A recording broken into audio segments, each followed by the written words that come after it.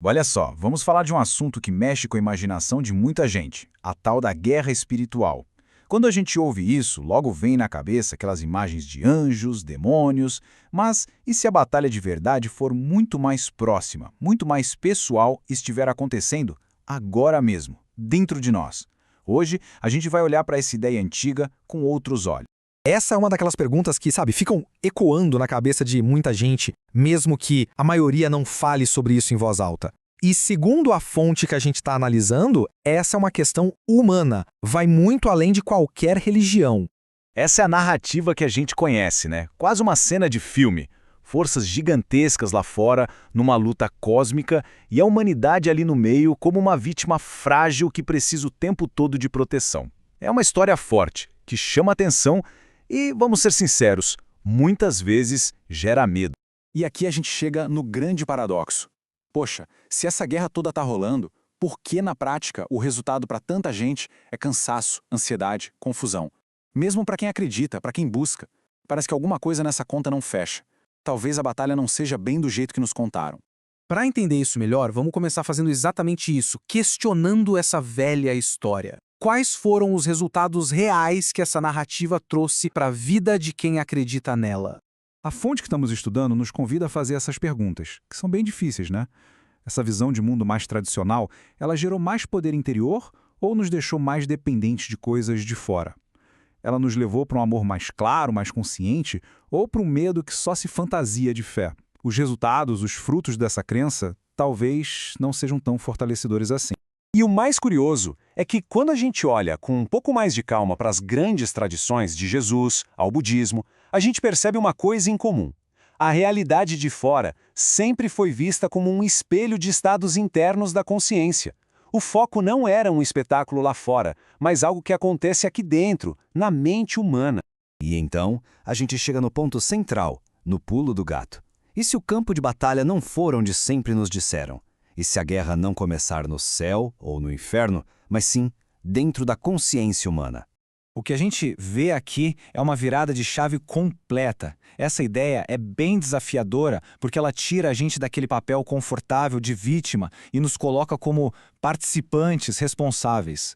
O conflito deixa de ser uma coisa que acontece lá fora e passa a ser reconhecido como algo que acontece aqui dentro. Nessa nova perspectiva, o inferno deixa de ser um lugar de castigo eterno, sabe? Ele se torna um estado de consciência que pode ser vivido agora. É a desconexão, é a culpa que fica se repetindo, a comparação sem fim, a mente no piloto automático o tempo todo.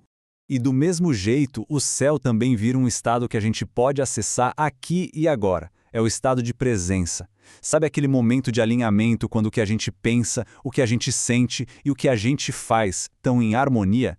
Talvez fosse disso que Jesus estava falando quando disse que o reino dos céus está dentro de vós. Uma verdadeira tecnologia da consciência. Então sim, a guerra espiritual existe. Só que ela acontece a cada momento que a gente escolhe responder com consciência em vez de só reagir no impulso. Cada vez que a gente observa nossos próprios padrões, em vez de se perder neles. É essa tensão o tempo todo entre estar presente e estar no automático. Ok, essa batalha interna existe desde sempre. Mas hoje em dia ela tem uma frente de combate nova e muito, muito poderosa. A luta pela nossa atenção. Hoje, a guerra pela consciência não usa uma linguagem religiosa, mas ela atua exatamente no mesmo lugar. A engenharia social, por exemplo, usa estímulos, narrativas, repetição, tudo para moldar como a gente pensa e age. E o pior, muitas vezes, sem que a gente nem perceba. E essa frase aqui, nossa, ela é a chave para entender essa guerra moderna. A nossa atenção é o nosso bem mais precioso. Porque quando a gente reage emocionalmente a um estímulo fabricado, ou quando a gente repete ideias que nunca parou para pensar, algo já está operando na nossa consciência, mudando o nosso jeito de ver a realidade. Segundo a nossa fonte, o transhumanismo entra aqui como um exemplo perfeito dessa promessa que seduz. A gente ouve muito falar em upgrade do corpo, da mente, da produtividade, mas quase nunca se fala em sabedoria, em presença, em responsabilidade. A promessa é superar nossas limitações sem ter o trabalho difícil de se transformar por dentro. Tudo bem, mas e na prática? Como é que a gente pode fortalecer a consciência no meio disso tudo? A nossa fonte sugere um exercício bem simples para a gente começar a retomar as rédeas da nossa presença. E a melhor parte é que não exige um tempão, não. São só 3 minutos por dia para começar a treinar o músculo da presença e da escolha consciente. O processo é super simples. Ele é dividido em 3 partes. 1 minuto para o corpo, usando a respiração para voltar para agora. 1 minuto para a mente, definindo uma direção clara para o seu dia. E 1 minuto para o espírito, alinhando a sua intenção de agir com presença e com verdade. E para fechar, vamos amarrar todas essas ideias usando um símbolo bem antigo que representa essa luta pela clareza interior de um jeito perfeito. A história de São Miguel Arcanjo, quando a gente olha por essa lente, deixa de ser só uma história religiosa. Ela vira um mapa da consciência humana em conflito. A pergunta "quem é como Deus?" se torna um convite, um chamado interno para se alinhar com uma verdade maior, com a própria ordem da vida. Vamos decodificar esse simbolismo aqui. A espada de Miguel não tem a ver com violência, mas sim com discernimento, com a capacidade de cortar o que é ilusão. E as trevas que ele combate não são monstros lá fora, mas estados que a gente conhece bem: o orgulho, a ilusão de que a gente controla tudo, a desconexão da verdade. E aqui está a mensagem principal, a grande virada de chave.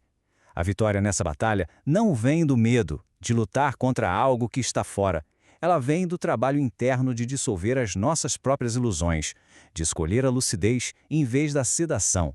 No final das contas, a questão não é mais se a guerra espiritual é real ou mito. A fonte nos deixa com uma reflexão muito mais pessoal. Em qual nível essa batalha é travada? A partir do medo, que está sempre procurando um inimigo lá fora? Ou a partir da consciência, que assume a responsabilidade pela própria jornada interior? E essa nossa análise termina com esse pensamento que é poderoso e provocador. A grande mudança no mundo não acontece quando uma força externa vence outra. O mundo muda quando o ser humano desperta. E esse despertar, como a gente viu hoje, começa dentro, começa agora. Fica com essa reflexão.